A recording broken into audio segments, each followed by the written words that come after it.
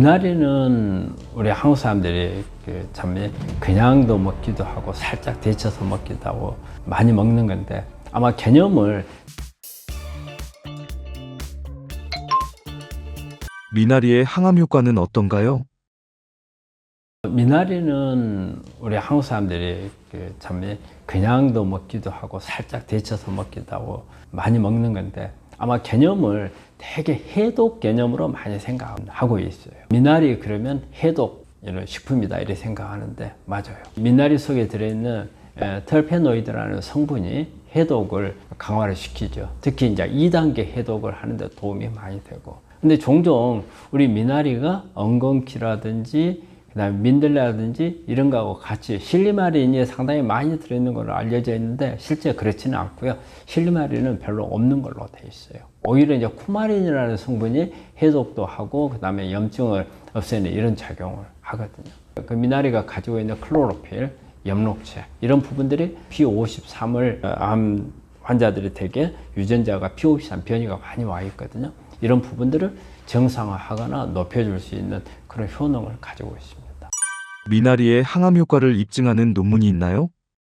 국내에서 나온 논문이 하나인데요. 2011년도에 발표된 논문이에요.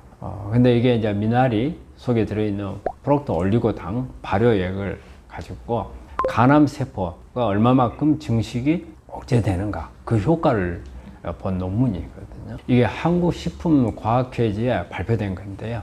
이 간암 세포를 가지고 연구한 거예요. 그래서 증식하는 것을 얼마만큼 억제하는가 봤는데, 이 농도를 밀리리터당 1mg 아주 최대로 올렸을 때 억제하는 율이 한 20% 수준까지 이렇게 억제를 높이더라. 이게 발표된 자료가 있습니다. 미나리 어떻게 먹으면 암에 좋을까요? 우리가 일반적으로 미나리 먹을 때 완전 익혀갖고 먹지 않잖아요. 살짝 데쳐서 먹잖아요. 그게 가장 좋은 방법인 것 같아요. 그래서 보통 한 70도에서 한 80도 정도에서 한 30초나 한 1분 정도, 1분 이내에 살짝 데쳐가지고 먹는 게 가장 좋고, 기름, 올리브 오일이라든지 이런 기름 종류하고 할 때 이 안에 들어있는 플라보노이드나 이런 성분의 흡수율이 높아지고, 이 미나리는 우리가 녹즙을 만든지 방법으로 먹는 것보다는 그냥 통째로 약간 살짝 데쳐서 먹는 게 가장 좋은 방법인 것 같습니다. 암 환자가 미나리 섭취할 때 주의사항이 있나요? 예, 주의할 때는 미나리도 칼륨이 많은 식품이에요. 그렇기 때문에 어떤 신장 기능이 안 좋은 사람들 이런 경우에 칼륨을 많이 올릴 수 있기 때문에 조금 조심을 해야 되고, 그리고 우리가 이제 보통 이 미나리를 이제 재배하는 곳, 우리가 보통 미나리깡이라 하죠. 여기가 이제 보통 그 습한 지역에서 커요. 그래서 이제 되게 그 어떤 세균 감염이라든지 기생충이나 중금속 오염 같은 이런 게 위험이 있을 수가 있거든요. 그렇기 때문에 이게 재배한 곳을 잘 좀 살펴보고 하는 게 좋겠고, 또 구해 오더라도 이 부분을 잘 씻어 가지고 위생상 충분하게 청결을 할 수 있도록 이렇게 해서 섭취를 하는 게 좋을 것 같고, 그 다음에 특히 미나리 같은 경우는 익히는 것보다는 살짝 데쳐서 먹기 때문에 세균이나 기생충을 특히 좀 조심을 해야 될 것 같아요. 그리고 미나리를 구할 때 어떤 흙내가 많이 나거나 그 다음에 씁쓸한 맛이 있을 때는 신선도가 떨어지는 걸로 생각을 하고, 이런 거는 사용을 하지 않는 게 좋습니다. 미나리 어떤 식품과 먹으면 더 좋을까요? 우리가 보통 십자가 식물을 제가 언급을 많이 하는데, 십자가 식물들은 어떤 거하고도 궁합이 잘 맞는 것 같아요. 브로콜리라든지 마늘, 양파, 부추 이런 부분들 같이 먹으면 해독 작용이라든지 항암 작용을 높일 수 있고, 마찬가지로 강황이나 올리브 오일도 좋은 것 같고요. 토마토, 그다음에 검정콩 이런 부분들 같이 먹으면 해독, 항산화, 항염증 작용을 다 올릴 수 있는 그런 씻는 효과를 낼 수 있는, 특히 이제 항암 효과가 극대화될 수 있는 그런 식품이 되겠습니다. 구독자분이 댓글로 남겨주신 질문입니다.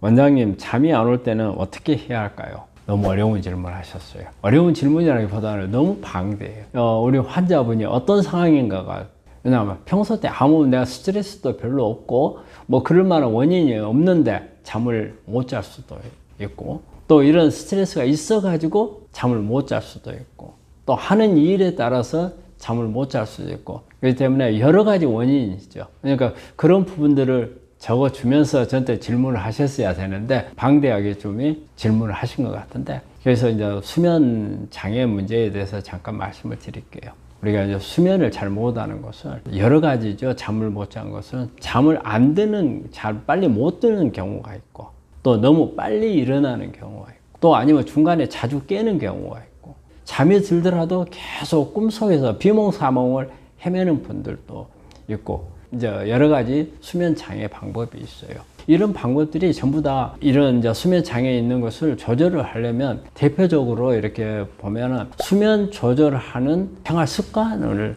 조금 보셔야 돼. 일반적으로 보면 저녁에 잠을 못 자면 낮에 막 졸립잖아요. 그러면 낮에 잠은 안 돼요. 그리 되면 저녁에 또 잠이 더 안 오죠. 악순환이 계속 되기 때문에 졸립더라도 낮에는 가능한 안 자는 게 좋고, 이렇게 몸이 피곤하고 그러니까 일찍 침대에 들어가서 누워 있어요. 빨리 잠이 안 오니까는 어때요? 잠을 시간이 걸리니까 내가 예를 들어서 한 11시에 잠을 든다. 그러면 한 9시부터 들어가서 잠을 청하는 거예요. 이 방법은 좋은 게 아니다 이거죠. 그래서 말이 그래요. 침대는 그냥 잠을 자는 시간에만 있어라. 잠이 안 드는 시간에 침대에 있는 것은 안 좋다 그 말이에요. 내가 졸리울 때까지 기다리다가 침대에 들어가라. 그러니까 낮에 조금이라도 낮잠을 자기 위해서 침대에 들어가면 안 되고, 그리고 너무 이른 시간에 들어가서 잠을 청하는 것도 좋은 방법은 아니고, 그 다음에 또 우리가 저녁에 어떤 간식을 먹는다든지 운동을 한다든지 할 경우에는 내 몸에 다시 긴장 상태로 빠질 수가 있어요. 그 다음에 장을 일을 시키니까 오히려 잠이 안 올 수가 있거든요. 그래서 저녁에 어떤 간식을 먹는다든지 아니면 운동을 한다든지 아니면은 뭐 TV를 너무 오랫동안 본다든지 핸드폰을 너무 오랫동안 한다든지 이런 부분들은 잠을 수면을 방해하는 요소들이거든요. 그런 부분들은 피하시는 게 좋고, 그 인터넷 같은 게 찾아보면은요 수면을 이제 교정하는 그런 방법들이 많이 나와요. 그래서 그런 방법들을 한번 이용을 해 보시는 게 좋고, 근데 아마 이분 같은 경우에 그런 방법도 다 이용을 해 봤을 수도 있어요. 그럼 이제 그 다음에 이제 어떻게 하느냐 이것을 이제 생각할 수도 있는데, 되게 우리 수면을 잘 오도록 하는 그 음식들이 있잖아요. 음식들, 상추 같은 거, 상추가 우리 수면을 잘 오도록 하는 그런 식품이잖아요. 그래서 그런 식품이 몇 가지 있어요. 그래서 그런 부분들을 좀 섭취하는 게 더 좋고, 근데 그런 방법을 해도 안 된다. 뭐 약을 써야 되는데 처음부터 수면 유도제를 쓰는 것은 좀 그렇거든요. 그렇기 때문에 되게 이럴 때 쓰는 게 이제 멜라토닌 제제를 써요. 이거는 수면 유도제는 아니에요. 환경을 잘 잘 수 있도록 만들어 주는 거예요. 그렇기 때문에 이제 그런 이제 멜라토닌 같은 것을 이제 먹는데 너무 과량을 쓰지 말고 적은 양부터 쓰는 게 좋고요. 그 다음에 이 멜라토닌 제제는 바로 잠이 오게끔 하지는 않아요. 일정 기간 어느 정도 혈중 농도가 높아질 때까지 좀 기다려야 돼요. 그게 보통 3주 정도는 지나야 돼요. 그럼 3주 정도는 꾸준히 이걸 복용을 하면 내 몸이 잠을 잘 수 있는 환경으로 좀 만들어줘요. 그래서 이거는 항암 작용도 멜라토닌을 가지고 있기 때문에 우리 암 환자분들한테는 상당히 권하는 거예요. 다른 이런 여러 가지 생활 습관 교정, 음식 교정 하면서 이건 같이 먹는 건 좋겠고, 근데 그래도 되질 않는다 할 때는 이제 수면 유도제를 이제 써야죠. 근데 수면 유도제는 약간의 습관성이 될 수가 있기 때문에 장기가 먹는 것은 좋지 않고요. 일정 기간 너무 심할 때만 먹는 그런 습관을 들이는 게 좋습니다. 구독자님께서 댓글로 남겨주신 질문입니다. 안녕하세요. 유방암 수술하고 항암 끝나고 지금 방사선 치료 중이에요. 감 먹어도 되는지요? 감은 제가 한번 방송을 한 적이 있어요. 감은 나쁘질 않아요. 좋아요. 그런데 이제 어떤 감을 먹느냐가 중요하죠. 아주 단감. 사실 감 속에 들어있는 항암 작용은 탄닌 성분이 작용을 가지고 있는 거거든요. 근데 탄닌이 많이 없어져요. 그러니까 단감, 우리가 단감하고 땡감 이렇잖아요. 근데 사실 땡감이 떫잖아요. 이 안에 탄닌 성분이 많이 들어있기 때문에 항암 효과는 있어요. 근데 너무 떫어서 먹기가 힘들잖아요. 그래서 되게 보면은 약간 홍시가 됐을 때 먹는 게 좋은데, 완전하게 익혀버린 것보다는 약간 떫은 감이 남아있을 때가 좋고, 감도 마찬가지로 약간 미숙과가 있을 때가 항암 효과는 더 높은 겁니다. 완전히 익은 것보다는. 그런데 이제 또 이제 주의해야 될 부분은 변비가 있을 때는 감을 먹게 되면 어때요? 변비를 악화시킬 수가 있잖아요. 그렇기 때문에 이럴 때는 좀 조심하셔야 되고, 그래서 감은 나쁘진 않지만 단감은 권하는 건 아닙니다. 그리고 환자분들이 보내주신 댓글에 대해서 답글을 하는 시간을 갖도록 하겠습니다. 우리 말리꽃이라고 하는 분이 보내주신 건데요. 안녕하세요. 선생님, 남편이 전립선암 3기로 이번에 수술을 했습니다. 그런데 수술 전에도 살이 빠졌지만 수술 후 더 빠진 듯 합니다. 물론 수술해서겠지만요. 전립선암과 살이 빠지는 데는 상관이 없다고 하던데요. 식사는 잘합니다. 살 빠지니 체력이 떨어져 걱정이 됩니다. 또 무엇을 먹어야 도움이 되는지도 궁금합니다. 일반적으로 암에 이완이 되면 대개 체중이 많이 빠집니다. 우리가 암을 진단하는데 이 진단 조건 중에 하나가 체중 감소거든요. 그거는 이 암세포가 워낙 성장 속도가 빨라서 우리가 먹는 영양소를 다 많이 빼들어가 버립니다. 그 암세포가 성장하다 보니까 내 몸에 있는 내가 먹는 것에서 가져가는 영양소만 가지고 부족하니까 내 몸에 있는 성분들을 특히 지방 같은 거 막 빼가잖아요. 그래서 체중이 빠지는 거거든요. 그래서 이제 체중이 빠질 수 있고. 근데 이제 되게 이제 수술하고 나서 우리 환자분들이 계속 쉬지 않고 계속 빠져간다 이게 걱정하는 분들이 있거든요. 그래서 이제 특별하게 예를 들어 항암을 한다든가 이런 경우에는 이제 당연히 항암을 하니까 체중이 빠지겠죠. 근데 그런 거 하지 않는데도 체중이 빠지는 분들이 있어요. 거기에는 이제 딱 어떤 하나의 원인이라기보다는 다양한 부분들이 있다고 봐요. 먼저 어떤 본인이 갖는 스트레스 부분 수술을 하고, 또 특히 이제 이번에 전립선암 수술했잖아요. 그래서 소변 보는 거라든지, 특히 이제 저녁에 이제 그런 게 좀 화장실 자주 가야 되고 이런 부분들이 스트레스가 돼서 이렇게 체중이 올라가지 않는 이런 부분들도 있을 수 있고, 그 다음에 이제 운동량이 부족해져 가지고 근육이 빠져버리거든요. 우리가 암 수술하는 동안에 움직이지 않으면 근육이 금방 빠져요. 그런데 이 근육이 회복이 잘 안 되고 수술이 끝나고 나서도 특별히 노력을 하지 않으면 근육이 안 돌아와가지고 오히려 더 빠져가는 이런 분들도 있어요. 그리고 이제 식사라든지 이런 부분들이 이렇게 불균형이 돼가지고 오는 분들도 있고, 그래서 이렇게 다양한 원인이기 때문에 이 부분에 대해서 걱정을 하시는 분들이 많은데요. 내가 만약에 식사를 잘하고, 그 다음에 수면도 잘하고, 스트레스도 적고, 그 다음에 음식을 먹는 것도 우리 암 환자들에게 맞게 하고 있다면 너무 걱정하지 마시고 꾸준히 하는 대로 하십시오. 하다 보면 언젠가는 이게 체중이 올라옵니다. 근데 이때 체중이 올라오는 것을 너무 급하게 생각하시는 분들이 많아요.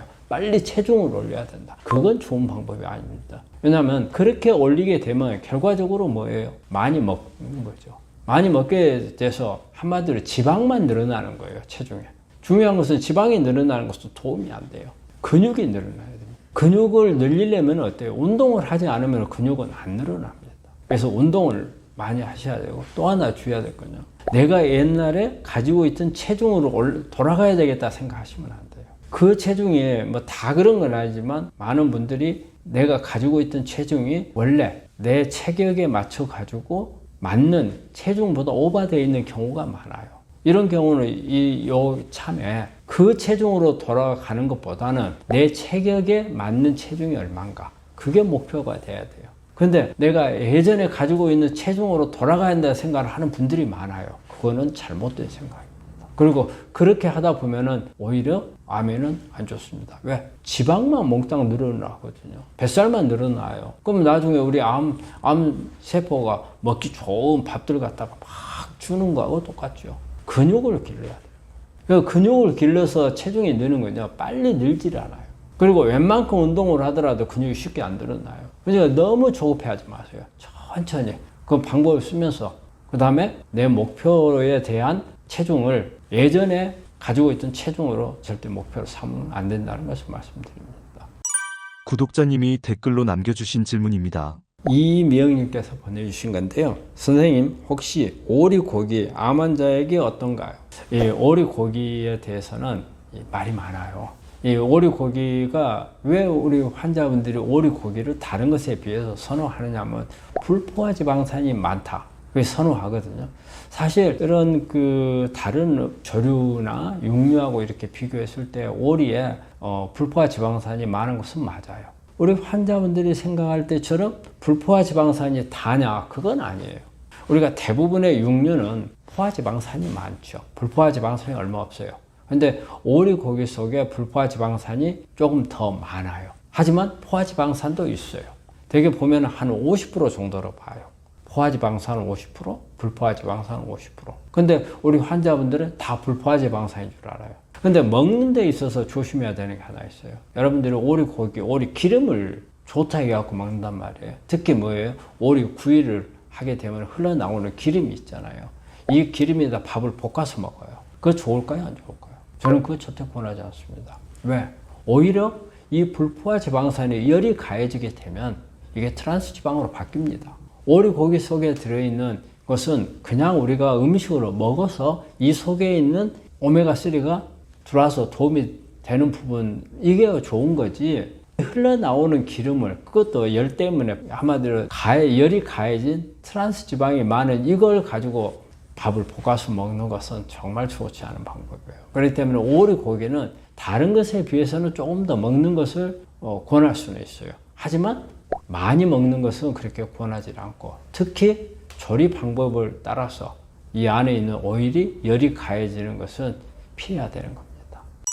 구독자님이 댓글로 남겨주신 질문입니다.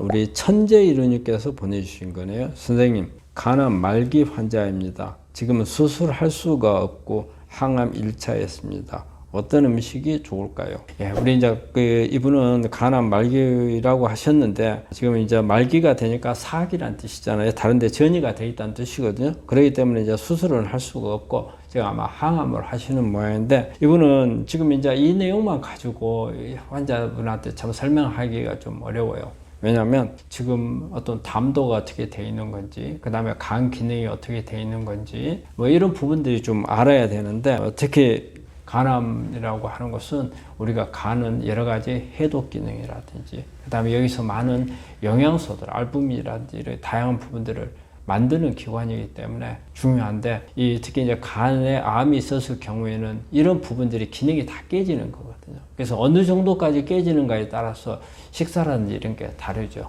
간에 암은 있지만 이런 기능들이 다 정상이라면 우리가 평소에 먹는 음식 습관, 우리가 항암 음식 습관이에요. 이런 대로 하시면 돼요. 육류를 조금 피하시고 채식을 좀 많이 하시고, 그 다음에 단백질 섭취는 식물성으로 좀 하시고, 그러면서 간을 보호해주는 보조제라든지 이런 부분들도 좀 하면 되는데, 근데 그렇지 않고 간 기능이 많이 나빠져 있는 분들, 특히 우리 간암이 있는 경우에는 황달 수치가 올라가 있는 분들이 있거든요. 그 다음에 SGOT, GPT, 간 수치도 올라가 있고, 이런 분들한테는 상당히 이제 음식을 할 때 소화장애가 오거든요. 그렇기 때문에 육류라든지 이런 부분들이 소화가 잘 안 돼요. 특히 지방식은 우리 간이 나쁜 분들 소화가 잘 안 돼서 지방이 있는 부분들 최소한 줄여야 돼요.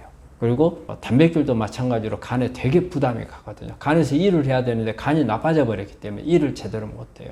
단백질 양도 좀 줄여야 되고. 그래서 간이 나빠진 분들한테는 어떤 시기보다도 소화를 먼저 생각을 해야 돼요. 소화장애. 그래서 그런 부분들 중심이 돼야 되겠고, 그러다 보면은 어쨌든 이런 부분들이 그냥 우리가 건강한 사람들이 먹는 것보다는 약간 유동식 같은 것도 필요할 것 같아요. 그래서 이분한테 대한 것은 좀 정확한 어떤 상태를 말씀해 주셔야 저희가 답을 할 건데, 그런 부분이 없어서 혹시 댓글로 다시 한번 내용을 알려주시면 거기에 맞춰서 설명드리도록 하겠습니다. 구독자분께서 댓글로 남겨주신 질문입니다. 다음 질문입니다. 우리 김한호님께서 보내주신 건데요. 하루 비트 몇 번 먹는 것이 좋은가요? 비트는 뭐든지 그래요. 많이 먹는 게 다 좋은 건 아니거든요. 과하면은 체해요. 그래서 비트도 많이 먹게 되면 속이 되게 더부룩하니 안 좋아요. 보통은 우리가 조그마한 비트는 절반, 큰 비트는 저는 3분의 1, 이 정도를 권하는데, 그램으로 따지면 한 80에서 100g 정도 먹는 것을 권해요. 그래서 뭐든지 너무 많은 것을 한꺼번에 드시려고 생각하지 말고요. 꾸준히 여러 차례 나눠가지고 그렇게 드시는 게 도움이 됩니다. 구독자분께서 댓글로 남겨주신 질문입니다. 우리 안경수님께서 보내주신 거네요. 저는 유방암 3년 차인데 맨발 걷기, 먹는 거 조심하고 먹지 마라 하는 거는 안 먹고 열심히 삽니다. 한 가지 잠이 쉽게 안 오고 새벽에 한번 깨면 쉽게 잠이 안 드는 게 걱정입니다. 이분 아마 관리를 본인이 상당히 만족하게 관리를 하고 계신 분인 것 같아요. 근데 이제 잠이 제일 문제인 것 같아요. 우리 암 환자하고 잠하고 문제는 참 그 해결하기 어려운 부분입니다. 우리 암 환자분들은 여러 가지 잠을 자기 어려운 그런 부분들이 많이 있거든요. 벌써 암이라는 진단 자체가 우리 환자분들한테는 부담을 주는 겁니다. 스트레스를 쌓이게끔 만들어서 이런 부분들이 계속 이렇게 잠잘 때 생각이 나거든요. 머리를 긴장 상태로 유도를 해요. 그래서 잠을 자기도 어렵죠. 그 외에 또 어때요? 수술하고 나면 또 특히 이제 유방암 같은 경우는 어때요? 어깨 쪽이라든지 이런데 수술 후에도 통증이 나오는 경우가 많아요. 그리고 평소 때 그렇게 통증은 안 심하지만 누워 있으면은 이게 침대라든지 또 아니면 벽이라든지 또 누워서 있는 자세에 따라서 개이고 그래서 통증이 나오는 경우가 상당히 많이 있고요. 항암을 하거나 이런 가운데 그런 부작용들, 또 항암이 끝나고 나서 관해된 상태에서 그 부작용이 또 연장이 되는 경우가 있어요. 특히 어떤 거예요? 손발 저리는 거. 이런 부분들이 오면 이것도 사실 수면 방해 요인들이거든요. 그래서 이런 다양한 요인들이 우리 암 환자들한테 잠을 자지 못하게 하는 요인들이에요. 특히 우리 만약에 일찍 자는 분들은 새벽에 깨가지고 계속 잠이 안 오는 경우가 상당히 많이 있죠. 그러니까 새벽에 새서 남들은 다 코 골고 잘 자는데 나만 못 자면 스트레스 팍팍 받잖아요. 그렇다면 수면 시간을 약간 뒤로 밀쳐볼 필요 있고, 또 이분 같은 경우는 새벽에 일찍 깨는 문제도 있겠지만 잠을 빨리 안 든다고 했잖아요. 그래서 잠이 안 드는 것도 상당히 고역이거든요. 뭐 30분, 1시간 동안 잠이 안 와가지고 뒤척이다가 어떻게 잠들었는데 새벽에 일찍 깨봐요. 짜증나고. 그렇기 때문에 이런 경우에 잠이 안 올 때는요, 우리 수면 습관을 다시 좀 바꾸는 것도 하나의 방법이에요. 누워서 한 30분 이상 누웠는데도 잠이 안 온다. 그럴 때는 잠 습관을 이제 바꾸기 위해서는요, 일어나는 게 좋아요, 침대에서. 그래서 다시 잠이 올 때, 그 말이 그래요. 우리 암 환자들은 잠을 자려고 하는 것은 침대가 잠을 자는 용도로만 쓰라는 거예요. 우리 암 환자분들이 되게 피곤하고 그러니까 잠이 안 와도 침대에서 뒹굴거리고 또 잠을 청하면서도 안 와도 막 안에서 잠이 올 때까지 막 버티고 막 짜증 나잖아요. 그래서 침대라는 것은 정말 잠을 자는 시간에만 이용하라는 말이 있어요. 오랫동안 너희 잠이 안 온다. 그러면 잠이 올 때까지 누워서 기다리지 말라는 거예요. 일어나서 다른 일을 하거나 좀 근데 여기서 무리하게 운동 같은 것을 할 필요 없어요. 그건 긴장 상태로 들어가는 거니까. 조금 뭐 명상을 한다든지 아니면은 특히 이제 전자제품 같은 것을 이용한 TV나 뭐 핸드폰이나 이런 것을 보는 건 아닌 그 외에 뭐 책을 조금 본다든지 이런 방법을 해서 나를 좀 피곤하게 만들어서 잠이 오도록 그런 방법. 그래서 수면 습관을 고치는 것을 한번 노력해 볼 필요가 있지 않나 생각을 합니다. 이분한테는 그걸 권합니다. 구독자분께서 댓글로 남겨주신 질문입니다.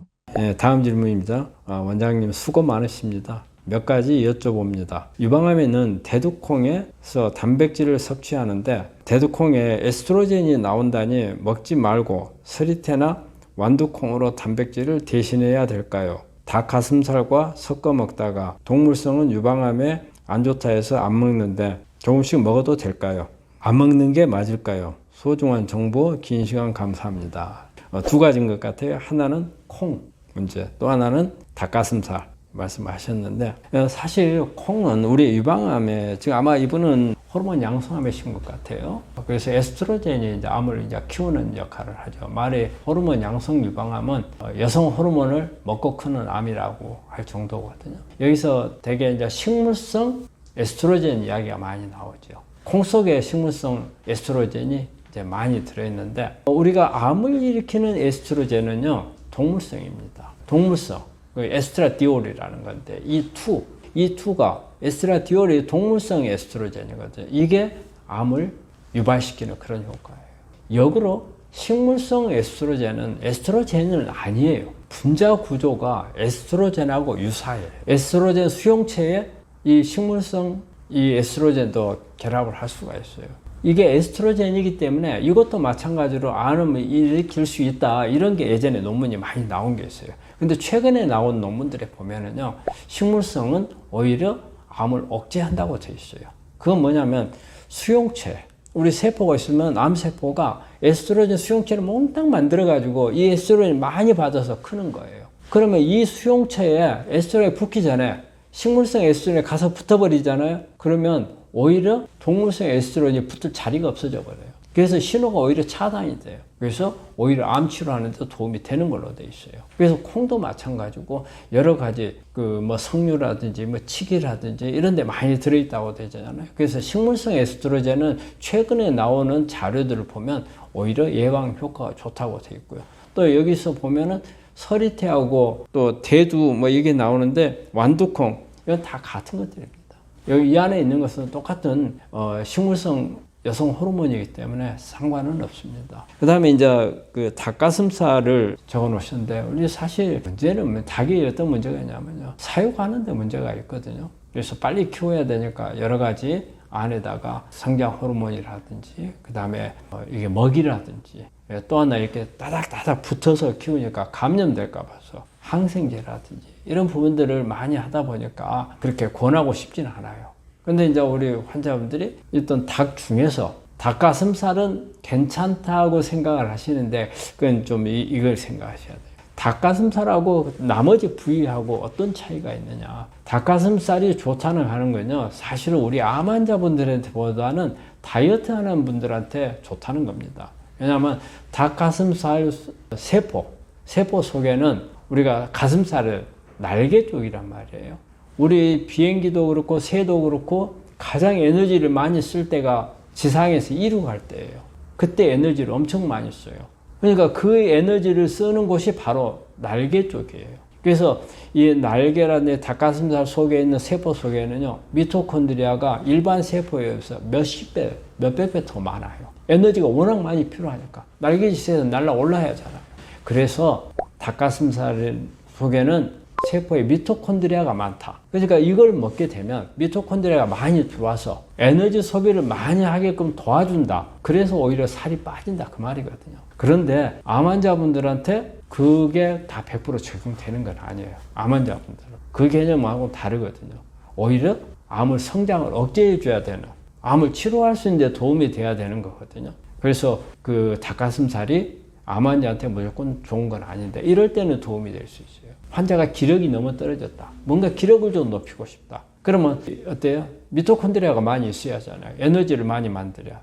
또 우리 암 환자분들이 체온이 많이 떨어진 경우가 있거든. 그런 부분들을 조금 높인다든지 이런 의미에서는 조금 도움이 될 수 있겠죠. 그러니까 내가 만약에 닭고기를 나 꼭 먹어야 되겠어. 한다 할 때 어느 부위를 먹는 게 좋겠는가? 이럴 때는 닭가슴살이 좋을 수는 있어요. 하지만 여러 가지 음식을 놓고 암에 좋은 음식으로 선택을 한다? 저는 제가 생각할 땐 그거는 아닌 것.